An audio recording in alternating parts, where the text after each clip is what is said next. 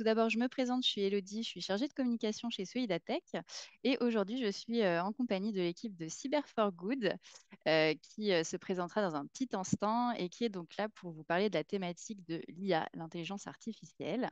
Mais avant eh bien, de rentrer dans le vif du sujet, je vais garder la parole quelques minutes, notamment pour vous rappeler quelques aspects pratiques qui concernent ce webinaire.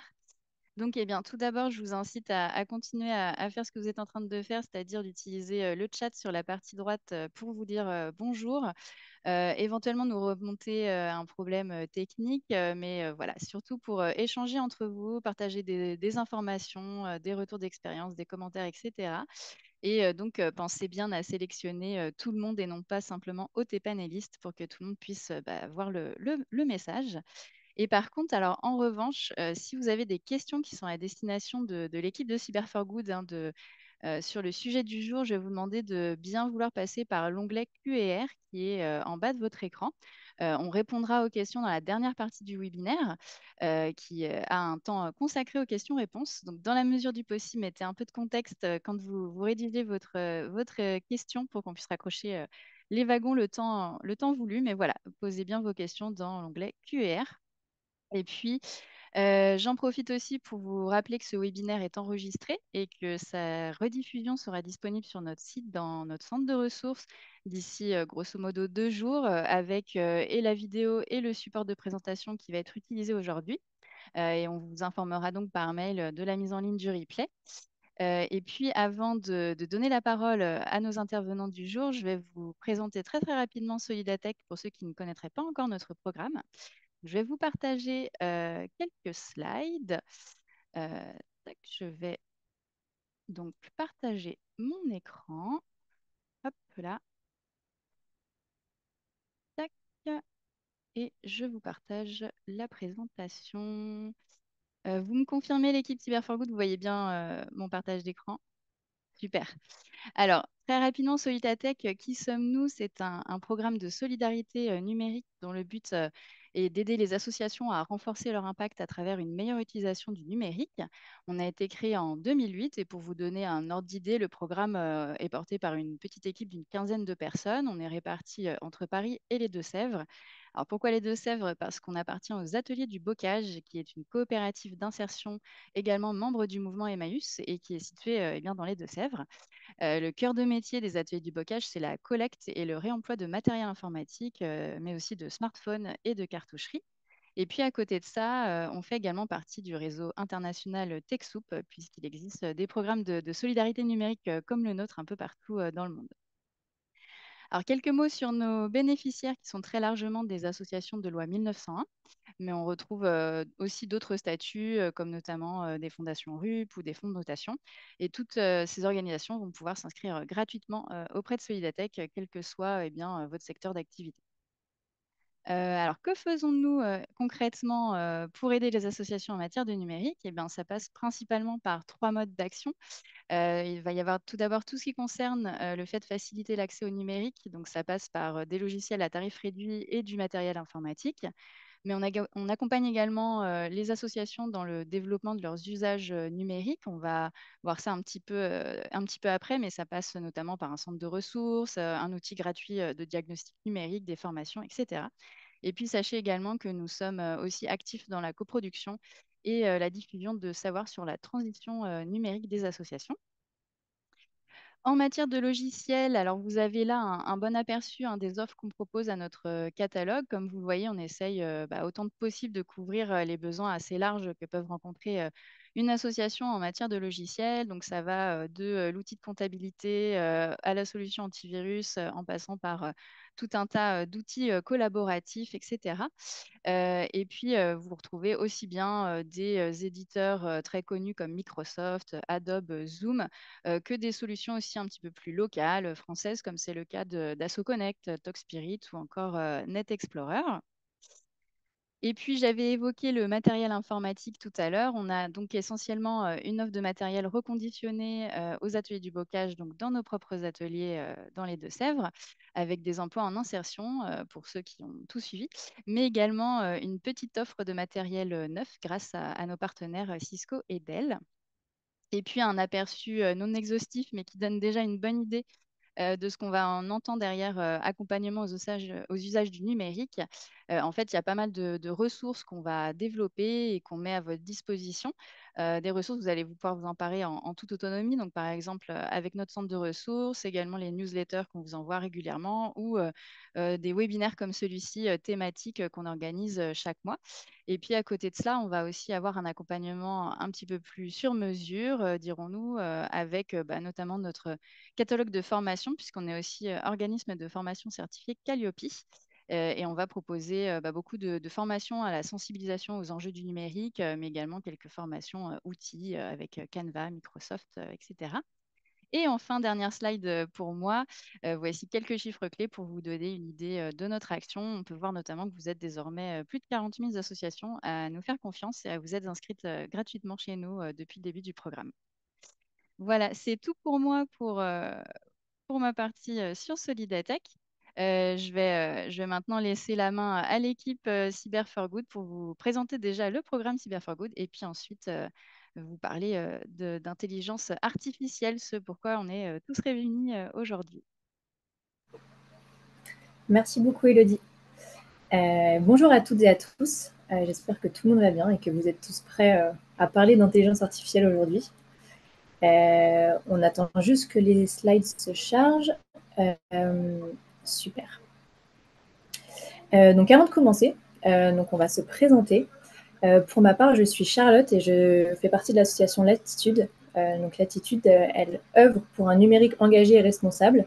Et je travaille notamment sur le programme qui met en relation les associations avec des spécialistes de la tech pour répondre à des problématiques numériques.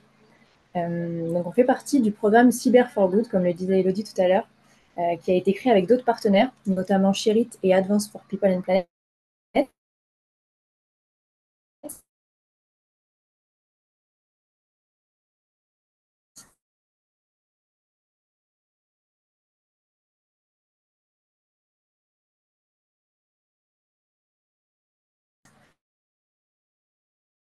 Des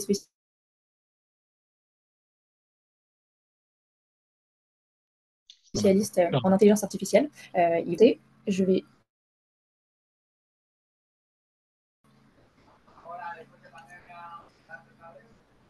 Hop, il faudrait juste changer un petit peu les slides.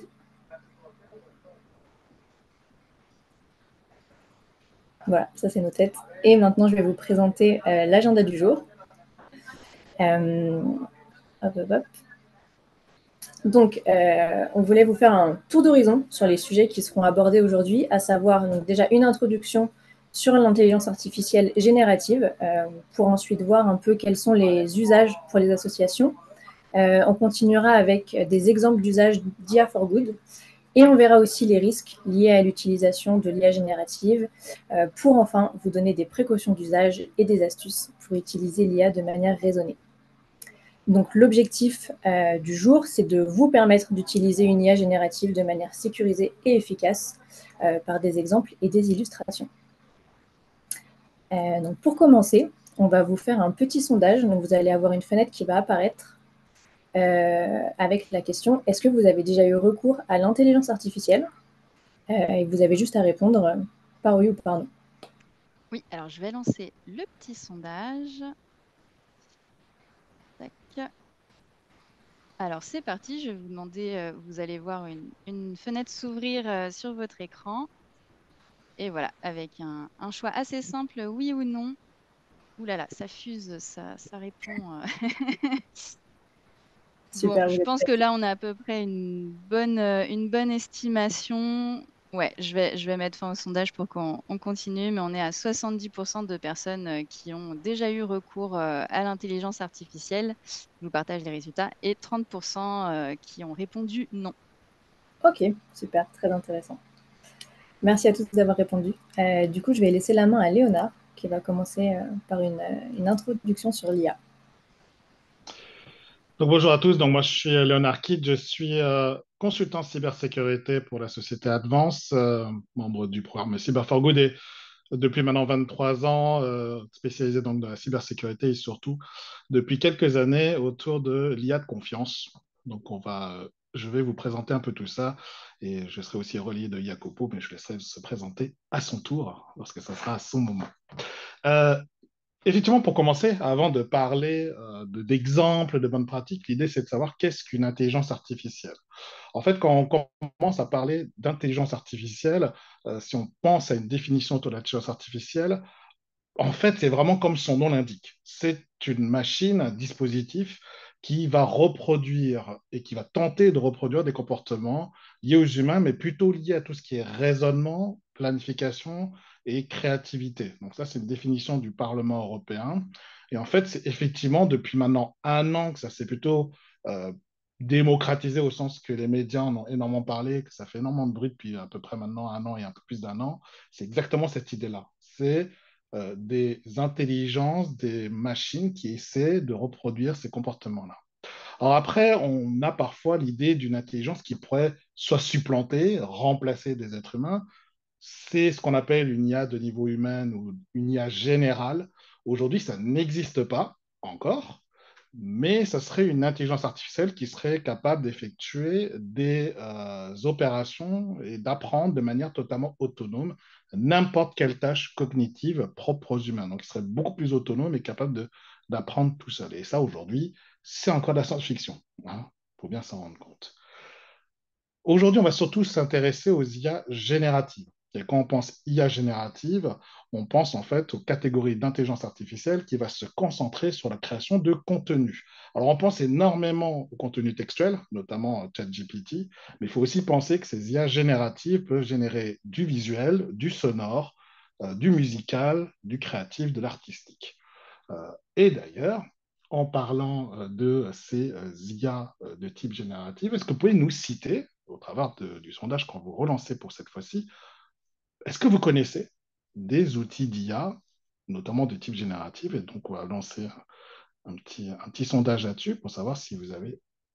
Alors, on va pas le lancer le sondage. L'idée, c'est que vous écriviez dans le Ouais. chat Hum, les outils que vous connaissez qui sont des outils qui ont de l'IA. hum. Voilà, ça va Alors, vite. effectivement, je vois Canva, je vois ChatGPT évidemment, on voit du Gemini, on voit Photoshop effectivement qui utilise un peu d'IA. Mais il y a beaucoup d'exemples. Hein. Il y a Llama, je vois Llama, Runway, Dali, Copilot. Donc, je pense que c'est à Microsoft, je suppose. Et du coup, ouais, il y a beaucoup de variétés. Mistral. Ah, j'ai vu Mistral. J'ai vu en français.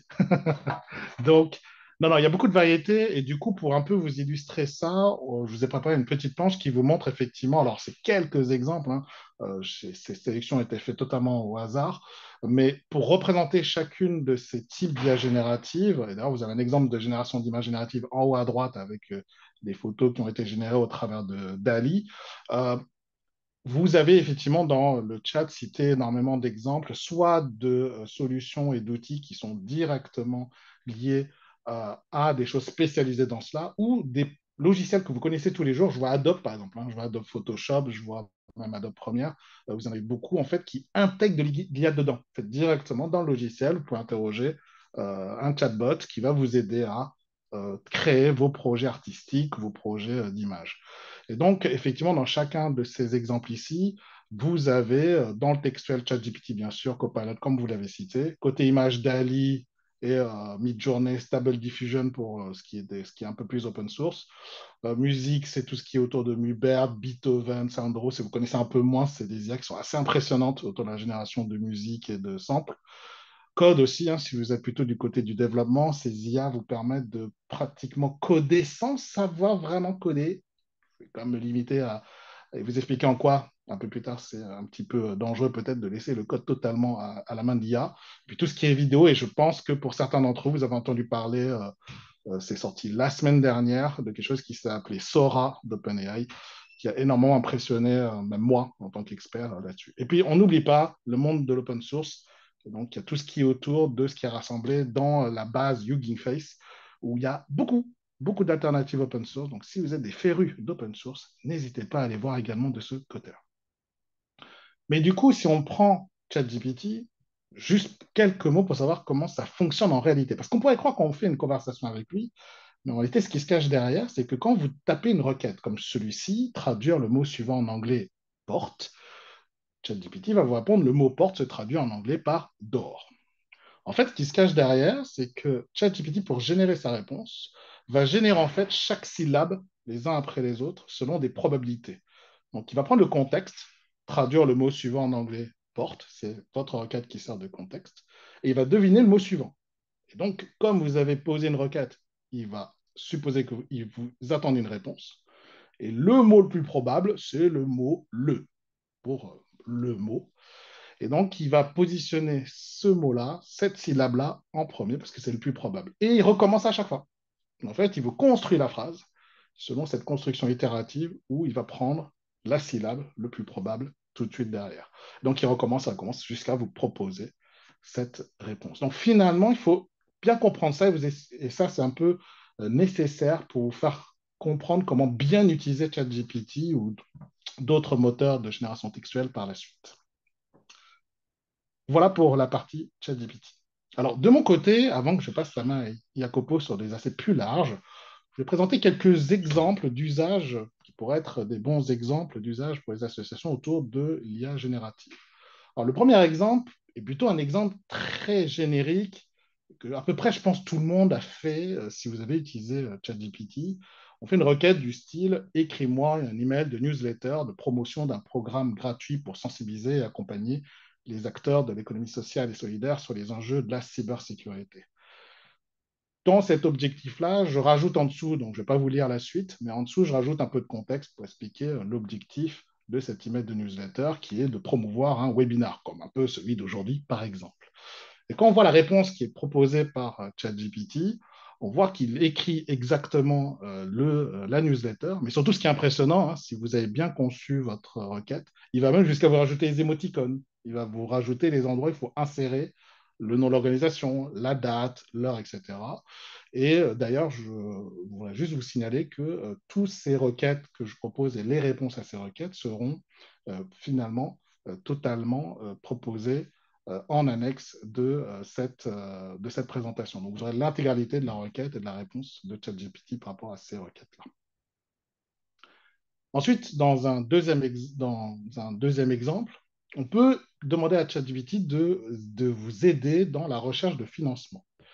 Et donc, la question qui est posée, c'est la requête pardon, qui est posée, c'est pose-moi des questions qui doivent me permettre de trouver les bons arguments pour convaincre et obtenir une subvention, et notamment ici d'un projet de formation des collégiennes et des lycéennes dans les métiers de l'information et de l'informatique. Et donc, quand je lui dis que tu es un consultant, donc je lui propose d'être un personnage, je lui dis d'être un consultant spécialisé dans l'aide à l'obtention de subventions, eh bien, ChatGPT va me proposer des questions pour m'aider à concevoir mon projet de recherche de financement. Quel est l'objectif principal? Quels sont les besoins spécifiques de ce projet? Quelles sont les lacunes actuelles dans l'accès des jeunes filles à des opportunités de formation? Comment ce projet va contribuer à l'autonomisation? Quel partenariat avez-vous établi pour vous aider? Et toutes ces questions, encore une fois, peuvent vous aider à vous dire, OK, pour proposer, pour argumenter ma recherche de financement et ma demande de subvention, je dois répondre à ces questions. Vous pouvez bien sûr rebondir derrière pour pouvoir avoir plus d'informations de la part de ChatGPT. Après, l'exemple que je voudrais vraiment vous montrer au travers de cet exemple, d'un dernier exemple, c'est par exemple, vous voulez organiser une soirée événementielle, ce qui est parfois le cas dans pas mal d'associations. Ici, j'ai pris l'exemple d'une fondation qui finance des projets autour de la recherche sur le cancer. Cette fondation a 50 ans, a financé plus de 800 projets. Donc, c'est un exemple totalement fictif, hein, j'ai pris ça totalement au hasard. Et l'idée, c'est d'abord de lui poser la question, est-ce que tu peux me fournir un plan projet dans l'organisation d'une telle soirée pour regrouper les bénéficiaires et les membres de la fondation? Je lui demande d'indiquer chaque étape et chaque étape doit mentionner sa complexité, ses prérequis et ses résultats. Quand vous précisez bien la requête de cette manière-là, la réponse qui est proposée à droite, donc c'est le début de la réponse, et en annexe, vous aurez l'intégralité de la réponse, et bien le plan projet vous est posé. Les objectifs, le budget. Donc pour définir les objectifs et le budget, ça va, c'est pas trop compliqué, c'est une complexité moyenne. Il faut réunir les parties prenantes pour discuter de ces objectifs de la soirée et allouer un budget. Et le résultat de l'étape, c'est objectif clairement défini et budget approuvé. Ensuite, il faut sélectionner un lieu et la date en rapport avec ces objectifs, avec ensuite à la fin le résultat des lieux réservés et dates fixées. Et en fait, il y a à peu près une dizaine d'étapes. Encore une fois, je n'ai pas mis l'intégralité ici, mais vous retrouverez en annexe cet exemple-là. Alors, j'ai vu une question qui mentionnait, est-ce que c'est avec la version gratuite de ChatGPT? Pour les deux premiers exemples, oui. Pour le troisième exemple, vous pouvez le faire avec la version gratuite, c'est totalement possible. Il faut juste un petit peu répéter les éléments dans votre requête parce qu'il a ce que je vous ai parlé du contexte. Hein. Je vous ai parlé du contexte. Il a une fenêtre de contexte. Et donc, du coup, si vous ne répétez pas un petit peu, il va oublier ce que vous avez dit au début, en fait. À un moment, il va oublier ce que vous avez dit au début. Et donc, il va peut-être répondre à côté au bout d'un moment. Si on continue dans cette voie-là, et qu'on se pose la question, bah, du coup, je voudrais savoir comment définir mes objectifs. À ce moment-là, il va me dire, bah, un des objectifs, c'est peut-être de renforcer les liens entre les membres de la fondation et les bénéficiaires de la fondation en favorisant les échanges et les interactions. Je lui dis, ah, bah, c'est une super idée d'objectif, ça. Bah, tiens, est-ce que tu peux me proposer des idées d'activités pour faire ce renforcement des liens? Eh bien, il va vous en proposer sur la droite. Vous voyez, par exemple, là, c'est vraiment des réponses que j'ai générées à la volée. Et donc, ici, il y a jeux de connaissances et de partage d'histoire. Donc, on organise des jeux de questions-réponses sur des sujets liés au cancer, permettant ainsi aux participants de partager leurs connaissances et expériences tout en s'amusant. Pour avoir une création collective d'œuvres d'art, donc mettre en place une activité artistique collaborative où les membres et les visiteurs travaillent ensemble pour créer une œuvre d'art pour symboliser l'espoir, la résilience. Voilà, c'est intéressant. Et puis, vous pouvez avoir aussi des spectacles de talent. Vous pouvez organiser un spectacle organisé à la fois par les membres et les visiteurs qui peuvent présenter leur talent, qu'il s'agisse de musique, de danse, de poésie. Donc, je trouve ça effectivement des choses assez intéressantes pour vous donner des idées. Moi, je dis souvent que ChatGPT ou d'autres solutions, bien sûr, de génération de texte, c'est souvent des assistances très utiles pour la page blanche. Moi, vous savez, je suis un peu horreur de la page blanche. Donc, avoir des idées comme ça pour travailler autour de ces idées et des idées intéressantes, je trouve que ça peut être extrêmement utile. Donc, vous voyez qu'on peut partir de quelque chose d'extrêmement classique pour écrire un texte jusqu'à aller utiliser ChatGPT ou d'autres solutions du même style. Je vois effectivement Gemini, Claude, etc. pour vous assister dans la création de projets, la gestion de projets et vous donner des idées pour mener à bien vos projets. Je pense que c'est extrêmement intéressant. Mais du coup, au-delà de ces solutions d'IA générative et de ces aides qui sont apportées, je pense que l'IA peut aussi apporter beaucoup d'autres choses et je crois que c'est le moment de passer la main à Jacopo qui va vous présenter des exemples d'usage de l'IA for good. Jacopo. Ouais, merci beaucoup Léonard, c'était super. Donc moi c'est Jacopo, je fais partie de l'association Data for Good, qui est une association 100% bénévole pour l'instant, mais on espère pouvoir recruter notre premier salarié cette année. Et Data for Good se structure autour de saisons, c'est la 12e saison qu'on a lancée cette année il y a quelques semaines autour de saisons dans lesquelles nous accompagnons des associations porteuses de projets à développer des projets tech pour une variété très large de cas d'usage. Et donc l'idée, Data for Good va mettre un lien des compétences qui viennent du monde de la tech, des développeurs, product managers, designers, avec les besoins des associations.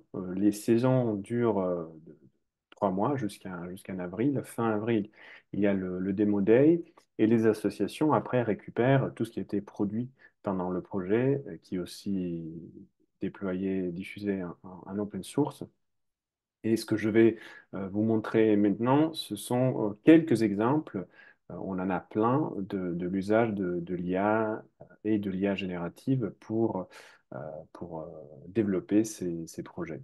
Si vous êtes intéressé à Data for Good et par exemple, si vous avez des désirs, des souhaits de développement de projets tech, mais vous n'avez pas les compétences ou les ressources, allez voir notre site Data for Good. L'année prochaine, en fin d'année, on ouvrira la prochaine call pour des nouveaux projets et vous pouvez vous proposer votre projet et on va l'analyser, on va le co-construire avec vous et on pourra potentiellement vous accompagner pour le développer pendant la prochaine saison. Ici, je vais donc vous présenter, vous montrer trois catégories, macro-catégories d'usage de l'IA dans des projets des saisons précédentes ou de cette saison. Donc, dans la première catégorie, il y a l'extraction de données non structurées. C'est un exemple sur un observatoire sur l'évasion fiscale des grands groupes. La deuxième catégorie, c'est l'analyse d'images. Il s'agit de quelque chose qui revient régulièrement et notamment pour tout ce qui est protection de l'environnement. Donc ici, on a deux projets Pioneer sur la détection d'incendies dans des forêts et Plastic Pollution, qui est la détection de la pollution plastique dans des rivières, fleuves, lacs, etc. Et troisième catégorie, c'est une catégorie un peu plus vague, mais comment les associations peuvent accélérer des développements techniques complexes avec des petites équipes et des petites ressources pour construire des projets très ambitieux et qui ont un impact important, comme cela a été le cas pour le projet Carbon Bombs. Donc, le premier projet, porté par cette association qui s'appelle EU Tax Observatory, vous avez le site aussi en bas.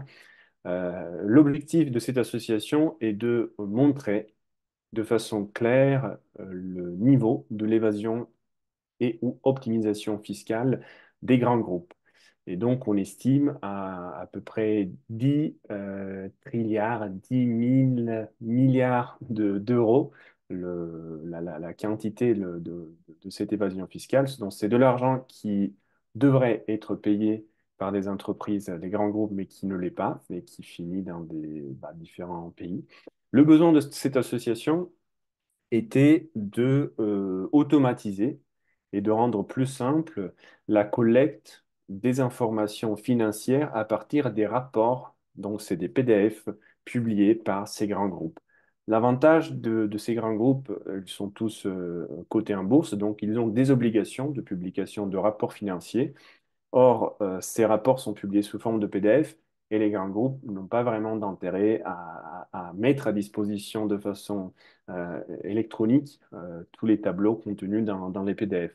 Or, la proposition de cette association qu'on accompagne cette année est de construire une technologie qui permet d'extraire automatiquement des informations de ces milliers ou dizaines de milliers de pages de PDF, de les structurer et de les rendre facilement accessibles avec une visualisation sur leur site web pour permettre à tout le monde d'explorer l'évasion fiscale par entreprise, par secteur, par pays et d'exporter ces données.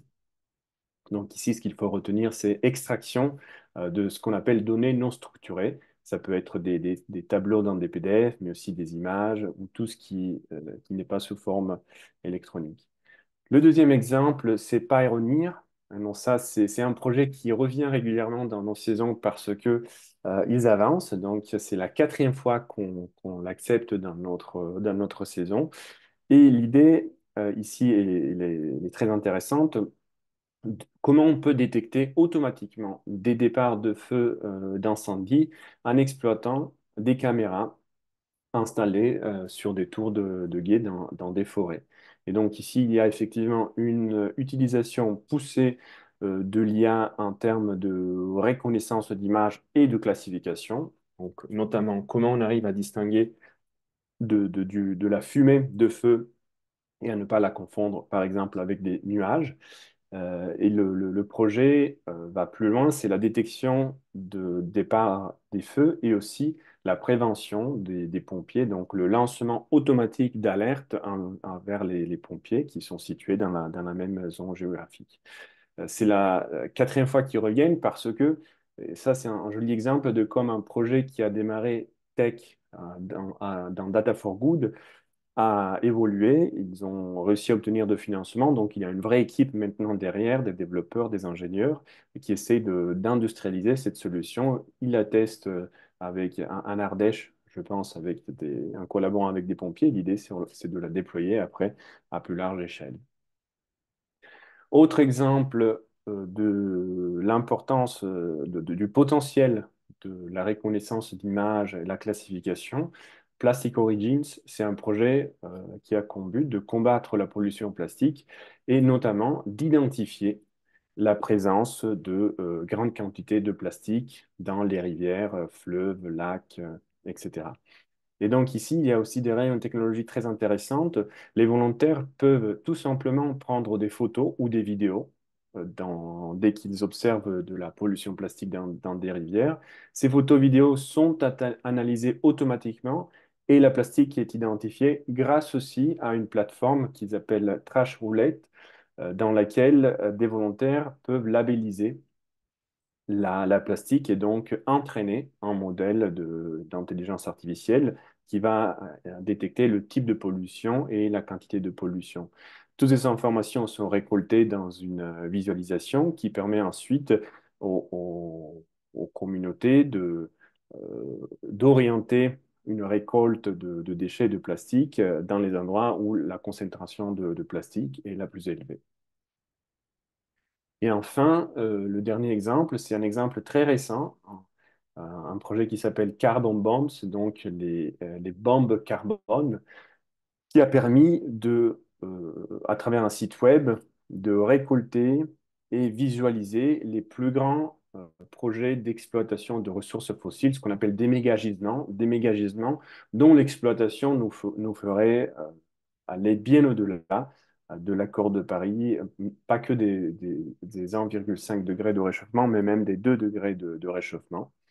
Et ce projet a eu un grand impact parce que ces données n'étaient pas facilement accessibles auparavant, ni visualisables. La visualisation pour la communication est hyper importante.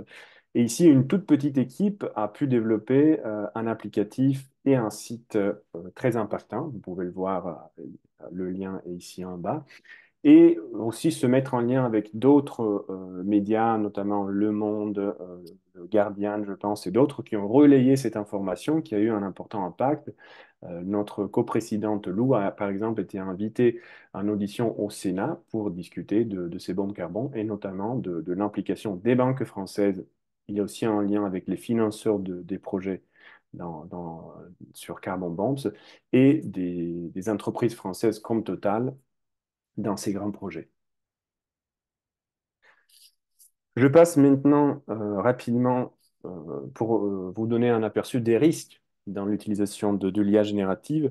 Et ici, je vous invite, si vous êtes intéressé à aller plus loin, à télécharger un livre blanc que nous avons développé avec Data for Good l'année dernière, qui est un libre accès et qui va analyser plus en profondeur les grands défis et notamment les risques, les différents types de risques de l'IA générative. Ici, on va vous montrer trois grandes catégories de risques, les billets, les fausses informations et la fuite de données confidentielles. Les billets, c'est peut-être le risque le plus masqué et pourtant un des plus préoccupants parce que l'intelligence artificielle et en particulier l'IA générative se base sur du machine learning, sur de l'apprentissage des algorithmes par des énormes quantités de données. Or, ces données proviennent de l'histoire digitale, si on peut dire, de l'humanité, qu'il s'agisse d'écrits, de textes, d'images, de vidéos, d'audio, et vont donc reproduire ce qui a été mis dans cette histoire digitale de l'humanité par le passé, et notamment tous les biais présents dans ces données. Si on parle de biais, le biais le plus évident, mais il y en a plein d'autres, et par exemple celui lié au genre, donc un biais, on pourrait dire, de sexisme, quand on demande à un peu n'importe quel modèle d'IA générative d'image de créer une image réaliste d'un docteur, on va voir que les docteurs, c'est que des hommes.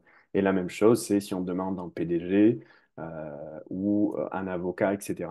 Si on demande l'image d'un aide-soignant, ça sera plutôt une femme, ou si on demande une image de quelqu'un qui travaille dans l'administration, ça sera plutôt une femme. Et donc, il y a ces biais de genre qui sont dus au fait que les modèles sont entraînés par des milliers, millions d'images dans lesquelles, historiquement, les docteurs étaient des hommes, en plus des hommes blancs, parce que c'est des images créées en Occident. Et donc, le modèle va apprendre que le docteur est un homme blanc. Et cela, évidemment, est profondément injuste et risque de reproduire tout un tas de biais qui existent déjà. Or, une façon de limiter ces biais, c'est d'expliciter qu'on veut, par exemple, l'image d'une femme docteur.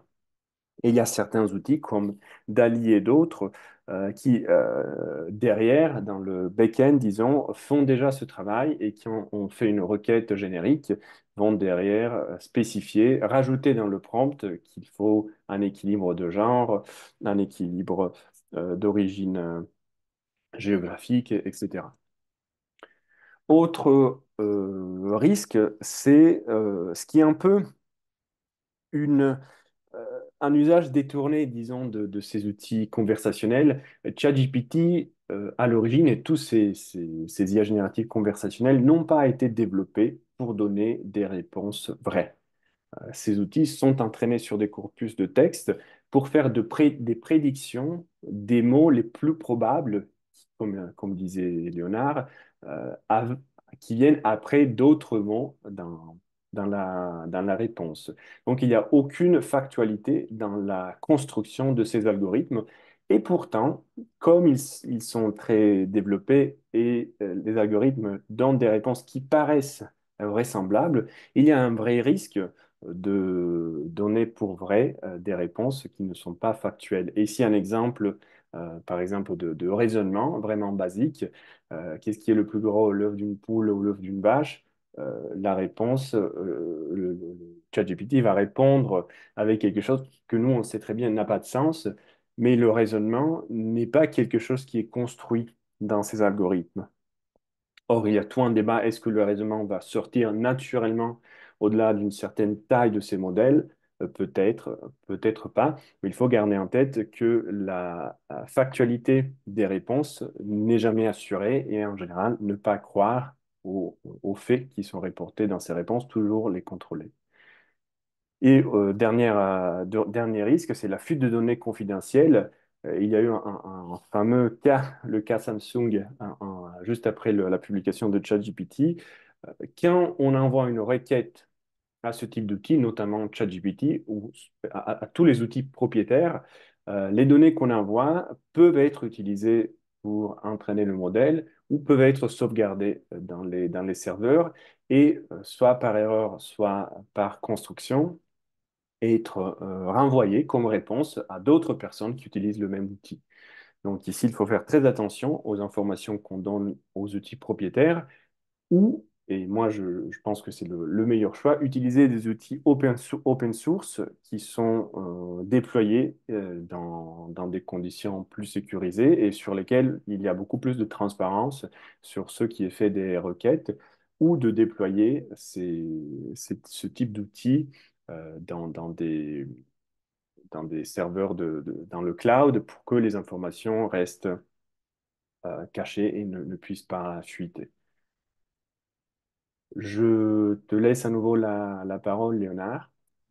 Et donc, pour rebondir sur ce que dit Jacopo sur les risques, pour utiliser ces IA génératives, on vous propose quelques astuces. On va se résumer à 3 conseils très synthétiques pour que vous ayez en tête sur une seule planche. D'abord, la première chose, c'est vraiment de bien écrire sa requête, c'est-à-dire de bien définir la tâche sans fioriture, d'aller droit au but, de donner du contexte. Souvent, hein, je mets ça en deuxième parce que c'est très important de donner le contexte pour que l'IA puisse vous donner une réponse qui vous soit satisfaisante.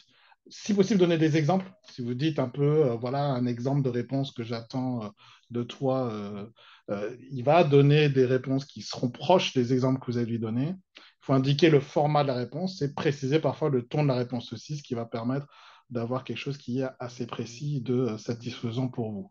Ensuite, ben, on l'a vu, il y a un risque potentiel de fuite d'informations, donc ne divulguez aucune donnée personnelle. Restez assez évasif dans la fourniture de la tâche au niveau de la vie privée ou d'informations un peu trop confidentielles. Donnez encore une fois des éléments qui soient plutôt tranche d'âge, une ville plutôt que votre adresse précise postale, etc. Donc vraiment, pour éviter une fuite d'informations trop importante, restez le plus évasif possible tant que la réponse vous sera satisfaisante. Et puis, bien entendu, vérifiez la réponse. Ne faites pas aveuglément confiance à la réponse donnée par l'IA générative. Vérifiez bien sur des sites fiables les informations de la réponse où vous n'êtes pas totalement sûr, où vous n'êtes pas expert, où ça vous surprend. Ce que je dis souvent, c'est que quand vous avez une réponse, vous dites c'est bizarre quand même ce qu'il me dit, ça a l'air complètement étrange. Une petite vérification rapide pour voir si c'est vraisemblable ou pas, ça permet d'éviter parfois des mauvaises surprises. Donc vraiment, faites une vérification rapide. Ça peut être, en plus avec nos moyens modernes aujourd'hui, on peut vraiment vérifier rapidement la réponse pour vérifier quelque chose qui a l'air surprenant et qui a l'air d'être assez important. C'est très important. Juste pour répondre à une question qui a été posée, quand on parle de format, effectivement, c'est un email, un blog, un plan projet. Donc, quand on parle de format, c'est vraiment effectivement quel type de contenu on cherche à obtenir de l'intelligence artificielle générative. Et donc, la grande conclusion pour faire face au risque que vous voyez ici, c'est de considérer l'intelligence artificielle comme étant une assistance. Vous devez rester maître de vos décisions, surtout dans le cadre de l'intelligence artificielle générative. Il faut vraiment que vous considériez que ce que vous apporte l'intelligence artificielle, c'est une aide, une assistance, mais ne considérez pas que cette intelligence va vous remplacer ou vous substituer dans votre propre réflexion et dans vos décisions à prendre. Du fait des risques qui a été présenté par Jacopo et du fait des choses qu'on vous a illustrées dans la manière dont fonctionnent ces IA génératives. Peut-être qu'un jour, hein, il y aura une IA qui peut-être nous supplantera, peut-être dans très loin, mais aujourd'hui, considérez ça comme une aide très utile, très, qui peut vraiment vous aider à gagner énormément de temps, mais une simple aide. Et c'est ça qu'il faudra retenir d'aujourd'hui. Et on a terminé avec notre présentation avant de pouvoir répondre effectivement à vos questions et réponses. Très bien, bah merci pour cette présentation. Effectivement, on a des réponses, des questions, pardon, et on attend des réponses. Sans plus tarder, puisque là on est pile dans les temps, donc c'est super. On va commencer par une question de Ghislaine qui se posait un peu la question du fameux droit d'auteur des productions qui sont générées par une IA générative. Celui qui a créé la requête et choisi la génération qui lui paraît satisfaisante, est-ce qu'il peut prétendre être auteur de la production? C'est un peu, voilà. Qu'en est-il des droits d'auteur et voilà, et les images qu'on obtient ou même d'ailleurs les textes, hein, est-ce que on peut s'en approprier le, le- le droit ou pas, quoi? Après, Jacopo, si tu veux apporter des précisions, n'hésite pas. Moi, aujourd'hui, en fait, il n'y a pas encore beaucoup d'éléments, on va dire, légaux et législatifs. Il y a effectivement tout ce qui est autour du droit d'auteur qui peut servir de base, mais ça reste effectivement limitatif. Il y a par contre des jurisprudences qui commencent à arriver, c'est-à-dire qu'il y a des décisions de justice, notamment aux États-Unis, qui montrent qu'une IA ne peut pas être, par exemple, être considérée comme étant pour se réclamer du droit d'auteur. Maintenant, le problème, c'est effectivement cette assistance, jusqu'où on considère que c'est du droit d'auteur par rapport à l'aide apportée par l'IA générative, notamment dans les dessins, on pense aux images, aux dessins, mais le texte aussi, hein, écrire un texte original comme le texte d'un journaliste. Euh, Aujourd'hui, c'est encore quelque chose qui est en débat et en jurisprudence, puisqu'en ce moment même, je ne sais pas si vous êtes au courant, mais il y a une action en justice du New York Times contre ChatGPT sur l'utilisation de leurs articles dans l'apprentissage de ChatGPT. Donc, c'est quelque chose qui va se construire et qui va se définir dans les prochaines semaines, les prochains mois, très certainement, autour du droit d'auteur. Donc, on n'a pas de réponse absolue aujourd'hui, mais ça va arriver. Ouais, c'est encore trop Ouais, frais. pour ajouter juste, effectivement, il y a un chapitre entier sur le livre blanc de Data for Good sur ces thématiques. La réponse que nous, on avait eue il y a presque un an désormais d'une avocate était que, surtout en France, il y a ce concept central qui est toute œuvre doit incorporer la personnalité de l'auteur. Et donc, cela veut dire qu'une œuvre, image, vidéo, n'importe laquelle, qui serait créée par une intelligence artificielle ne peut pas être protégée parce que la personnalité de l'auteur n'y apparaît pas assez. Cela, je pense, va évoluer, mais aujourd'hui, pour donner une réponse simple, c'est pas possible de protéger des images ou des vidéos qui sont créées par des IA génératives. Moi, je partirais par ce conseil. Très bien. Bah, merci en tout cas pour votre apport complémentaire à cette question. On va enchaîner avec la question de Nicolas, qui est un petit peu plus usage pratique, qui se demande si l'outil, je pense en particulier à ChatGPT, mais j'imagine il y a d'autres outils, mais est-ce qu'il est capable de synthétiser des réponses à des questionnaires de satisfaction et des questionnaires de qualité et de sortir voilà, des, comment dire, des analyses de manière qualitative et quantitative, etc. En tout cas, je sais que c'est possible, mais si vous voulez un petit peu plus expliciter ce type Oui, d'usage. donc oui, c'est possible. Après, encore une fois, pour être prudent, effectivement, je pense qu'il faut utiliser l'open source pour éviter de fuiter peut-être des informations qui pourraient être personnelles ou confidentielles dans ces questionnaires. Mais si, en tout cas, l'objectif, enfin, la question est de savoir si c'est capable, oui, et notamment si vous envoyez un fichier Excel. Si vous mettez ces réponses dans un fichier Excel et que vous les envoyez dans un outil qui permet d'analyser de type IA générative, oui, il est capable de vous donner des tendances, des statistiques, c'est parfaitement capable de faire ça ouais, aujourd'hui. D'accord. Euh, Très bien. Une question suivante qui reste axée sur ChatGPT alors attendez, je vais peut-être prendre une question un petit peu plus large parce on en a beaucoup. Il y en a certaines qui sont un peu plus spécifiques. Donc j'essaye de trouver celles qui vont être un petit peu plus, qui vont concerner le plus grand nombre de participants. Notamment, quels conseils méthodologiques donneriez-vous pour lancer un projet d'IA dans le métier de l'information, qui est une question de Siegfried. Peut-être côté Data for Good, tu vas pouvoir, Jacopo, donner quelques conseils méthodologiques comme ça pour mettre en place son projet d'IA. Alors ici, Oui, en l'occurrence, c'est dans le pardon, métier de l'information. je répondais à un message. Qu'est-ce que méthodologie de pour l'ancien politique dans le métier de l'information? Euh, ok, c'est un peu large, elle est un peu large comme question. Je pense de prendre Il- peut-être plus le côté méthodologie, à quoi peut-être il faut faire attention, ouais, euh, mm, choix effectivement, mais d'outils.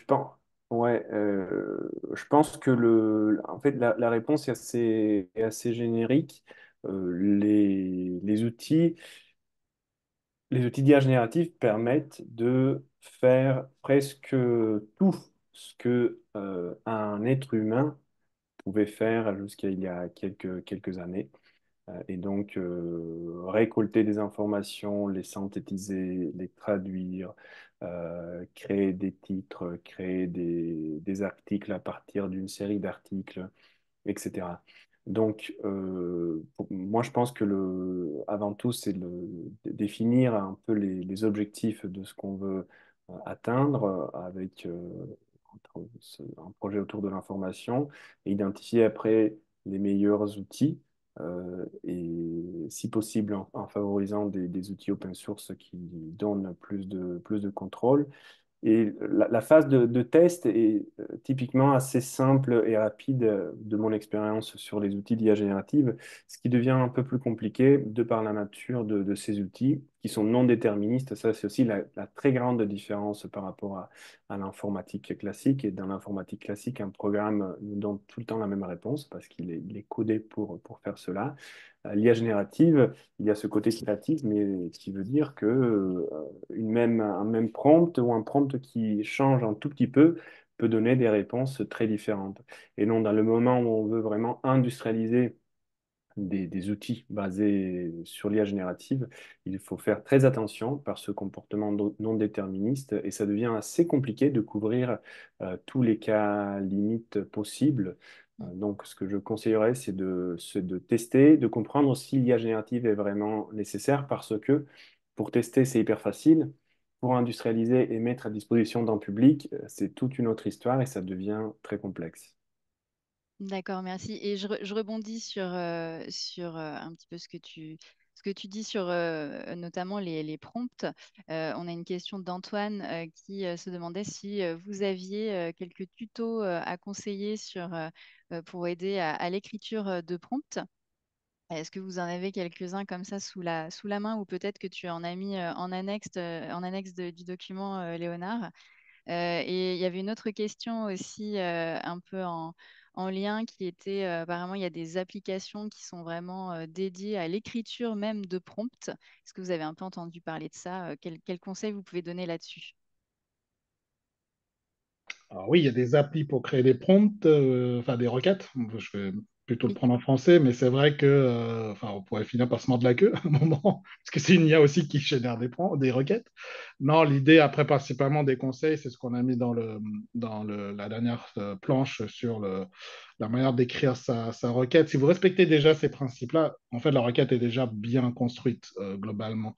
Après, pour aller plus loin, en fait, il y a des papiers de recherche parce que c'est encore une fois, comme par exemple, parle beaucoup de ChatGPT, c'est pas très transparent comme système. Comme on ne sait pas ce qu'il y a dans le capot, on est obligé de faire des tests pour que les chercheurs devinent la meilleure manière de faire des requêtes. Donc, on sait qu'aujourd'hui, il y a effectivement beaucoup plus de, je dirais, de détails. Mais si vous faites déjà les 5 et 6, enfin les 5 petits éléments du premier conseil de la planche, vous avez déjà une requête qui est déjà très bien. C'est-à-dire elle sera déjà bonne, et elle sera déjà d'une bonne facture pour avoir une réponse qui est déjà extrêmement satisfaisante aujourd'hui. d'accord.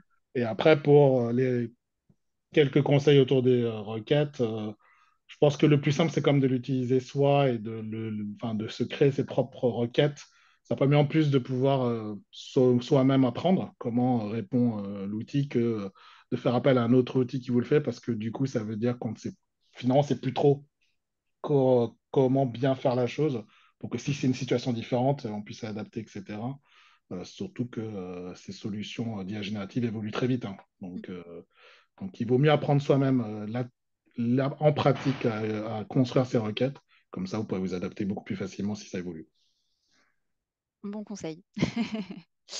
On continue avec une question d'Herminia plus liée aux données et à la sécurité en fait de l'utilisation de ce type d'IA générative. Est-ce que le résultat des réponses peut ensuite être exploité par l'IA générative en dehors de la requête que la personne a posée? Un petit peu, est-ce que nous, en utilisant ces outils d'IA générative, on les nourrit aussi avec toutes nos réponses et toutes nos interactions? Et un peu à quel niveau, si vous le savez. Alors, c'est exactement lié à la transparence. Après, Jacopo, je pense qu'on est aussi en phase là-dessus. Si, en gros, globalement, on, on écoute, enfin, si on fait confiance à ce qui est écrit dans leurs conditions d'utilisation, où ils disent on n'utilise pas, ça reste voilà, dans votre conversation, etc. Après, malheureusement, on a eu des cas de très grosses organisations internationales. Je ne citerai pas énormément, mais j'en pense à un où malheureusement ces données ont été utilisées, exploitées au niveau des données personnelles, alors que dans les conditions d'utilisation, ils ont bien dit qu'ils ne les exploitaient pas. Donc, moi, ce que je dis souvent, vu que je travaille beaucoup en cybersécurité, euh, il faut être conscient du risque que ça puisse arriver. C'est-à-dire que ce qu'on va mettre dans ChatGPT ou dans même d'autres IA génératives, tant que ce n'est pas open source ou quelque chose de totalement transparent pour vérifier que ça ne le fait pas, finalement, que ça ne transfère pas ces données ailleurs. Euh, Aujourd'hui, il faut juste savoir si vous avez envie que les données de la requête soient exploitables ou pas par le propriétaire de cette intelligence. Donc, moi, globalement, quand on me dit oui, ça va être confidentiel, non, ça ne sera pas réutilisé, moi, je pense que malheureusement, on n'en est pas sûr. Donc, après, Hmm. c'est à chacun d'entre nous de savoir si au moment où vous allez taper la requête, si je ne mets pas trop d'infos ou si je ne vais pas chercher trop d'informations, voilà, mettre trop d'informations personnelles dedans. Donc, ça va être la sensibilité de chacun, hein. Certains sont plus ou moins sensibles à cette confidentialité. Moi, en tant qu'expert, je serais très prudent. Hmm. Oui, surtout si en plus vous partagez par ce biais des infos, des données de vos, par exemple, bénéficiaires, Mmh, adhérents qui exactement. n'en sont pas au courant. Donc, effectivement, il faut bien réfléchir à tout ça en amont. Mm. Et d'ailleurs, il y a Raphaël qui rebondit un peu là-dessus. Est-ce que vous auriez, vous, identifié des utilisations d'IA qui seraient dangereuses pour le monde associatif ou peut-être des outils qui sont peut-être pas très fiables ou un peu suspects? Pas particulièrement, enfin, c'était juste si vous Mm. aviez eu un peu J'ai- connaissance ou on est Non, plus vraiment sur la pratique. non, il n'y a pas d'IA plus ou moins dangereuse parce qu'en fait, elles sont toutes sujettes aux biais et aux Mm, erreurs. Donc, il y a pas de plus... En fait, je pense que les cas qu'on voit dans la presse, dans les médias, ce sont des cas où on lance des requêtes, on ne fait pas attention en fait. Là, récemment, il y a eu le chatbot de Air Canada, par exemple, où malheureusement, il a mal conseillé un client sur la réservation de billets d'avion. Et du coup, il s'est retourné contre Air Canada. Donc, globalement, le risque, effectivement, je pense qu'il est général. C'est juste qu'il faut effectivement être prudent mm, dans ce que renvoie l'intelligence artificielle générative. très bien. Et tu parlais justement de chatbot. J'avais aussi des questions. Alors peut-être que ça peut être Jacopo qui répond dans le chat, mais il y a plusieurs associations qui seraient preneuses d'outils pour justement mettre en place des chatbots via l'IA, si vous en connaissez quelques-uns à conseiller. Pas forcément peut-être à Ouais, l'oral, effectivement, mais comme vous voulez. j'ai mis quelques liens. Mais tout ça me fait penser que on pourrait imaginer d'aller un peu plus loin avec ce format et notamment à l'intérieur de cette initiative IA for Good qu'on développe avec d'autres associations. Parce que là, c'est pas évident de répondre à des questions assez précises. Mais moi, ce que je vous propose, c'est que aussi, à travers Solidatech, on puisse proposer peut-être dans un futur proche des ateliers ou même des temps de réponse, des mises en relation offline avec des experts IA. C'est quelque chose, on réfléchit à ce type de format pour répondre à toutes ces questions qui sont très pertinentes et pour lesquelles voilà, il n'y a pas forcément de réponse facilement accessible. Mais j'ai donné des idées sur cette question précise. Super, bah merci. Et effectivement, il y a encore plein de choses à construire sur l'IA et comment mieux sensibiliser les associations autour du sujet. On n'a pas forcément encore de formation, nous, par exemple, à notre catalogue, mais c'est aussi des sujets en cours. Donc, en tout cas, on vous tiendra informé dès qu'il y aura du nouveau là-dessus. On va continuer, on a encore quelques minutes pour prendre des questions supplémentaires. Euh, J'en avais mis une de côté qui est pareil, hein, vraiment sur de l'usage. Est-ce que, par exemple, l'IA est-elle fiable afin de faire des réponses plus fines qu'une FAQ? Par exemple, voilà, pour une asso qui a un certain nombre d'adhérents, 50 000 adhérents, est-ce que voilà, on peut imaginer utiliser un outil d'IA pour aller un peu plus loin dans cet outil de FAQ et être plus efficace? Ouais, mon point de vue est que ça, c'est un cas d'usage typique où ça paraît une super bonne idée. Et effectivement, ça paraît une super bonne idée, mais après, concrètement, ça devient vite assez compliqué de créer ce système et d'éviter tout type d'hallucination, de réponses qu'on ne veut pas donner, de factualité, etc. Donc, ma réponse est toujours la même. Là où on peut ne pas l'utiliser et on peut garder des FAQ normales, moi, ce qu'on appelle un peu le low code ou le low tech, c'est toujours mieux des choses complexes, non pas seulement en plus pour une raison de sécurité et de fiabilité, mais aussi de consommation énergétique. On parle de sobriété environnementale, c'est hyper important. Et dès qu'on a plus de possibilités, qu'on est obligé d'aller au-delà des approches classiques, alors oui, réfléchissons à l'IA générative. Mais pour moi, ça, c'est un cas typique où la valeur ajoutée vis-à-vis de l'effort de mettre en production, d'industrialiser ce type d'outil n'est pas évident. Mhm. Et j'ai une question qui est assez intéressante de Ghislaine et qui recoupe un petit peu aussi d'autres remarques sur en fait la possibilité. d'avoir par exemple son propre serveur pour stocker une IA et qui aurait la seule base de connaissances, nos propres, enfin les propres documents qu'on décide de charger et d'exploiter et tout ça par exemple en open source, etc. Est-ce que ça, voilà, ça peut être quelque chose Ouais, de faisable, une bonne idée, etc. Je vous vois hocher la tête. ouais, complètement. Et surtout, c'est hyper facile désormais. Bon, relativement facile désormais Il peut avec être plein surprenant, d'outils ouais. open source. Ouais, plein d'outils open source, de modèles open source et de frameworks, disons, open source. Et pour moi, c'est effectivement la voie à suivre dès qu'il y a des données, par exemple, personnelles à partager, parce que là, on est sûr qu'ils ne vont pas sortir parce qu'elles sont sécurisées sur un serveur. Mm. Moi, je pensais à Vicuna, mais il y a des choses sur Hugging Face qui se retrouvent, hein. Finalement, Vicuna, il y a Bloom aussi, j'en ai entendu parler. Bon, après, il y a Ma 2, mais bon, après, c'est lié à Meta, mais c'est comme open source, pour le coup. Mais voilà, il y a des solutions open source que vous pouvez exploiter et gérer. Après, il faut un peu maîtriser, encore une fois, un peu de technologie pour l'installer sur des serveurs. Mais si vous voulez avoir cette garantie de confidentialité, oui, c'est l'idéal. En plus, c'est transparent. Vous pouvez regarder les lignes de code et tout est en clair. Très bien. La fin de l'heure dédiée à ce webinaire étant arrivée, on va conclure et je vais laisser du coup comment dire, à Léa, Charlotte, c'est peut-être plutôt à Charlotte de conclure, voilà, avec la fin du petit mot pour Cyber for Good. Et puis je rappelle juste une dernière fois que le replay de ce webinaire sera bien mis à disposition dans notre centre de ressources d'ici quelques jours avec le support qui vous a été présenté là pendant le webinaire. Je te laisse la parole, Charlotte. Oui, merci beaucoup. Et bien, du coup, merci à tous pour votre présence aujourd'hui. Donc, je vais juste vous présenter, comme convenu au début, le programme Cyber for Good. Donc, notre objectif, c'est vraiment de vous accompagner de manière globale sur vos enjeux cybersécurité.